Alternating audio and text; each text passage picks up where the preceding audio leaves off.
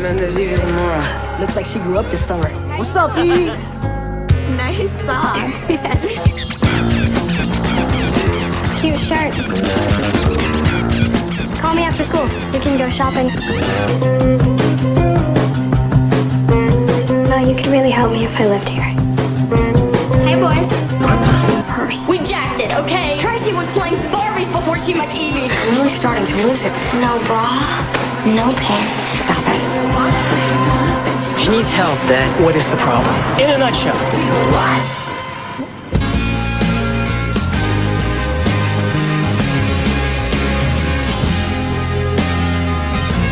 I didn't have a mother when I was your age either.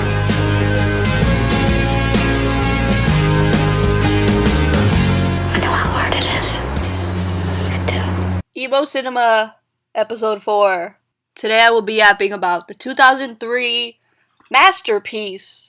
It is a fucked up masterpiece, but you know what? It is a masterpiece nonetheless. And that is 2003's 13. We're gonna clear up some facts that always get thrown around like they're true. And as somebody who was hyperfixated on this movie for a long time, I'm here to clear up these rumors that are crazy. Spoiler alert. Y'all, Nikki Reed was not 13 years old writing this entire movie. She wasn't. We need to let that go. I'm tired of, going on TikTok and seeing, did you know Nikki Reed wrote 13 in the span of 23 days? I'm like, that's not what happened. A simple YouTube search will clearly state that she didn't write this shit. She just was like, this is what me and my friends see. And this is how we talk. There have been a lot of misconceptions of Nikki's involvement with the script. How much of it was you? That's a great question. So I was not a writer. I didn't sit down and write a script. There's no way I would have even, now at 26 years old, I still struggle, trying to better myself as a writer. But at the time, Catherine Hardwick, the director, had been writing a lot, so she had written a number of screenplays, and for whatever reason, timing or whatever, things just didn't work out. And I remember her coming to me and saying, I want to write something with you, because she saw, my writing was what got me into better schools. It was what I loved. It's what I felt comfortable with. It was my greatest form of expression. And so Catherine came to me after seeing that I'd been writing in my journal, and she said, I want to turn this into a movie. And the collaboration was very kind of straightforward. She sat at the computer, she would create a structure, and I would basically write the dialogue. And she would have me act out the scenes with her, and then if there were things that we couldn't get through, like, okay, where should we go next? How should we, what's the next thing that should happen? I would just start talking and telling stories, talking about what was happening in my household or with my dad, and so it was a really unconventional collaboration, but that's exactly how it happened. So I definitely did not sit down and, at 13 years old, write a screenplay. I was just the voice behind it. Yeah. Okay. Nikki, you co-wrote this. This is your story in a sense. Evan, who plays Tracy in the film, it's loosely based on your life. And I have to tell you, it was so disturbing to watch this, especially being the parent of a teenage child, to know that stuff is out there. And I'm not as aware of it as I probably should be. How much of it is true? In the movie, Tracy starts doing drugs and alcohol and having oral sex.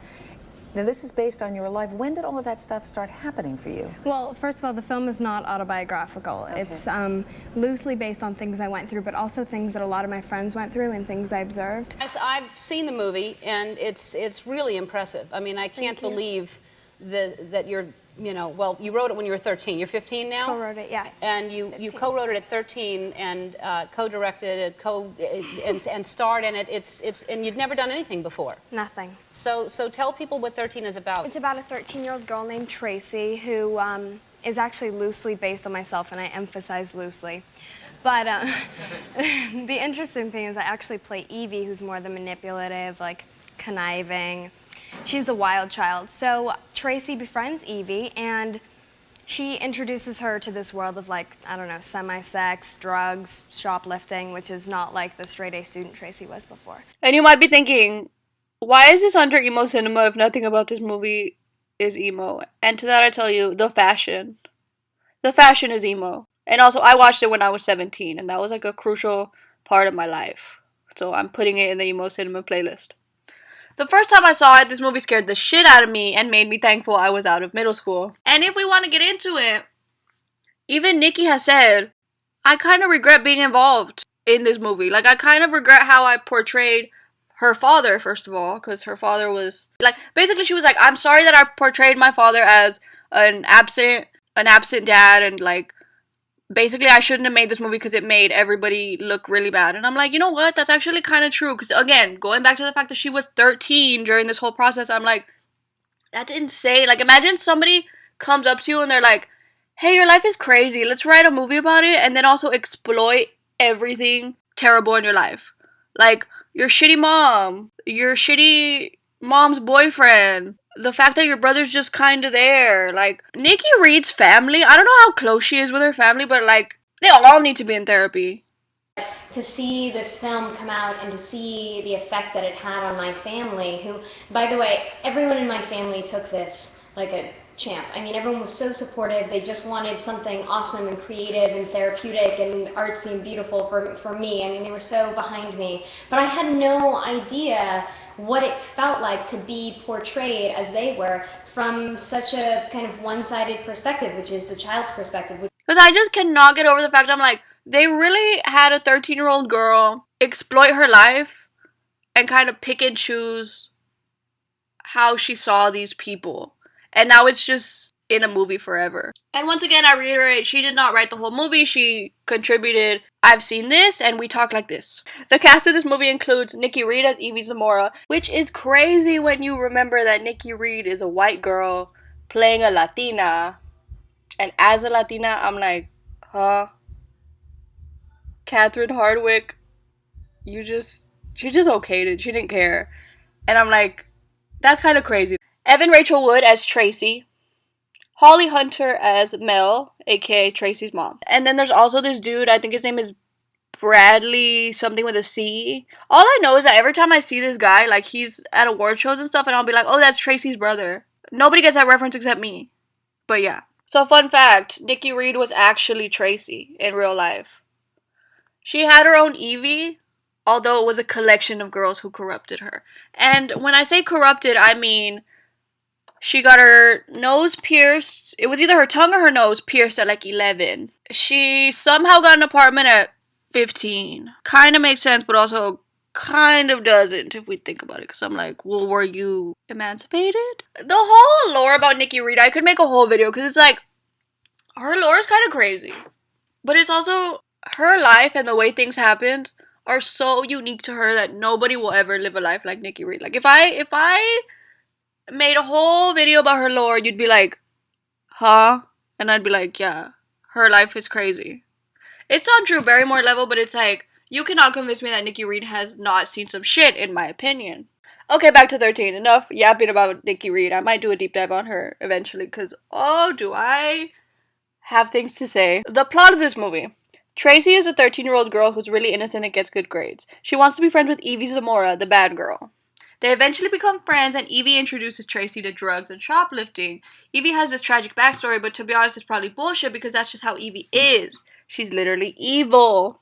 It's never been confirmed, but maybe that's why her name is Evie. I kind of want to DM Nikki Reed and ask.